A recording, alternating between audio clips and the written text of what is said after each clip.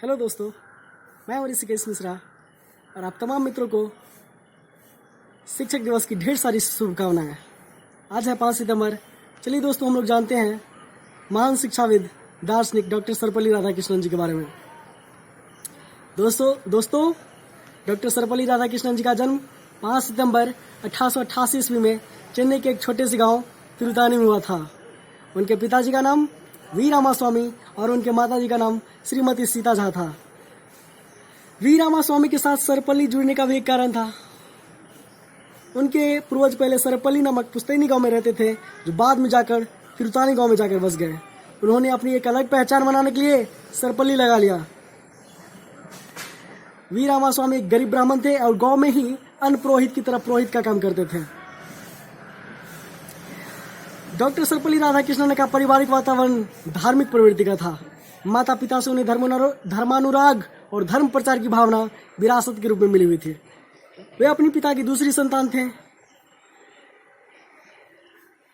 उनका प्रारंभिक शिक्षा अपने पिता की छत्र छाया में ही उन्हें अक्षर ज्ञान प्राप्त हुआ। इसके साथ साथ उन्होंने शास्त्राभ्यास भी किया।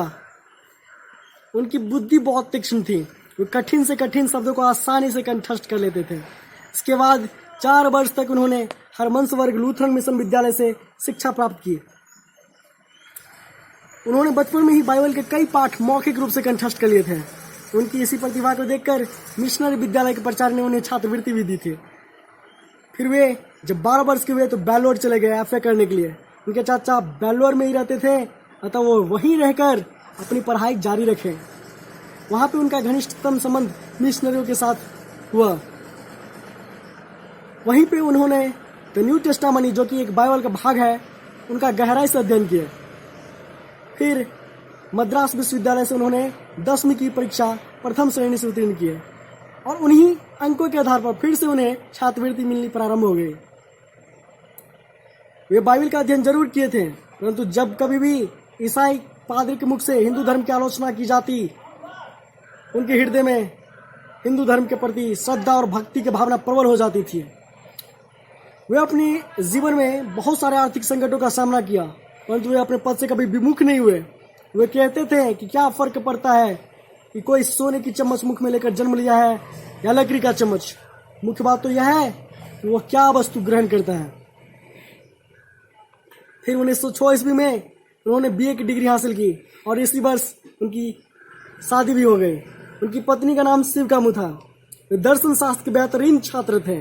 परिणाम स्वरूप दर्शन शास्त्र का सर्वश्रेष्ठ छात्र भी उन्हें घोषित किया गया। एमए का अध्ययन करते हुए उन्होंने भारतीय दर्शन पर एक निबंध लिखा, the ethics of Vedanta and its metaphysical proposition. जब उन्होंने इस थीसिस को लिखा, निबंध को लिखा, तो बहुत कम छात्र भारतीय दर्शन की गहराई को समझ पाते थे।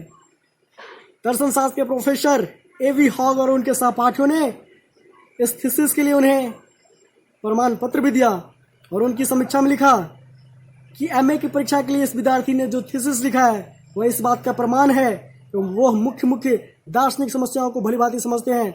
इसके अतिरिक्त विकट और पेचीदा तर्कों को अच्छी तरह से प्रकट करने की योग्यता और क्षमता रखते हैं और अंग्रेजी भाषा पर भी उनका प्रभुत्व विलक्षण था।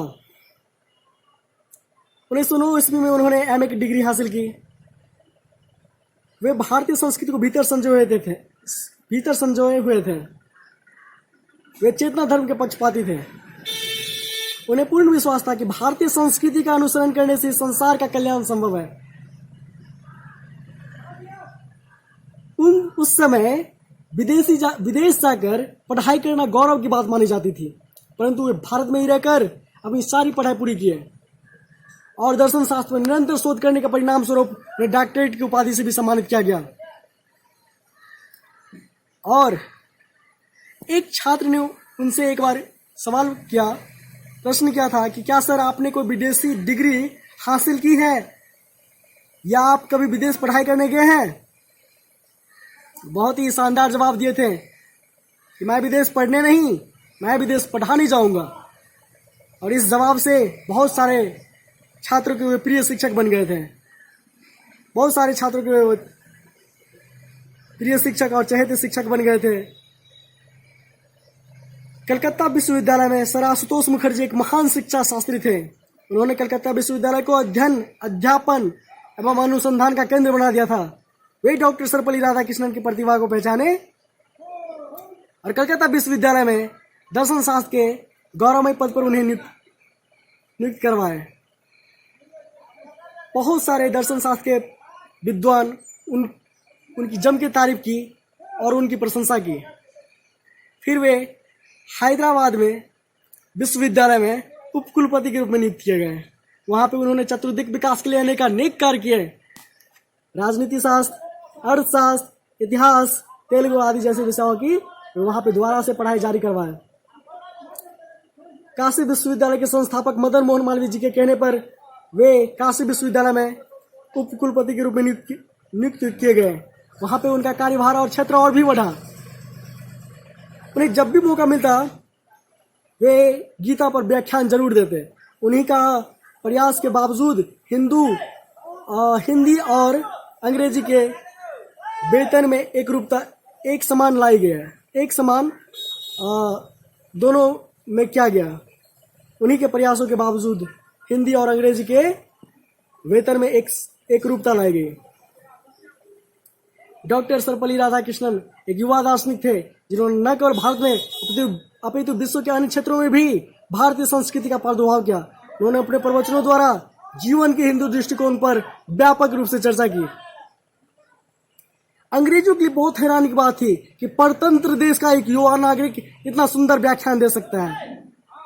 ब्रिटिश पत्रों में उनके व्याख्यानों की चर्चा इस प्रकार से की जाती थी कि डॉक्टर सर्वपल्ली राधाकृष्णन का ज्ञान बहुत विशाल था। वे भारतीय और पश्चिमी दोनों देशों के महापंडित थे।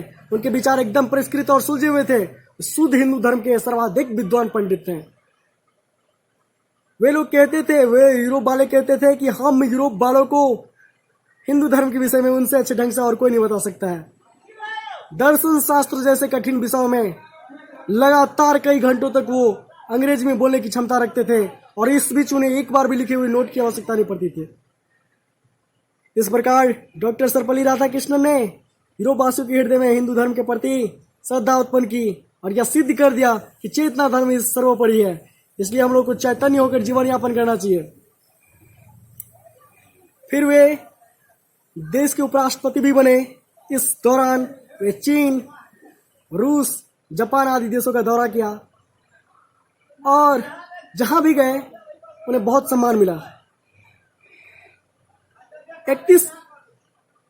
12 मई 1962 को 31 तोपों की सलामी के बीच गणतंत्र भारत के वे द्वितीय राष्ट्रपति बने। पूरा देश अपने द्वितीय राष्ट्रपति का स्वागत और अभिनंदन दिल से किया। डॉक्टर सर्वपल्ली राधाकृष्णन न केवल भारत अपितु एशिया सहित विश्व में शिक्षा प्रणाली को नवीनता और मानवतावादी दृष्टिकोण दिए। उनकी इन्हीं शिक्षा मर्मज्ञता और शिक्षा प्रेम को देखकर प्रत्येक वर्ष 5 सितंबर को उनके जन्म दिवस के अवसर पर शिक्षक दिवस के रूप में हम लोग मनाते हैं। 17 अप्रैल 1957 को वे इस धरती से मुक्ति पा लिए, परंतु उनका विचार हमेशा हम लोग के लिए प्रेरणा स्रोत बना रहेगा। इन्हीं शब्दों के साथ मैं अपनी वाणी को विराम देता हूं। जय हिंद, जय भारत, भारत माता की जय, भारत माता की जय, भारत माता की जय।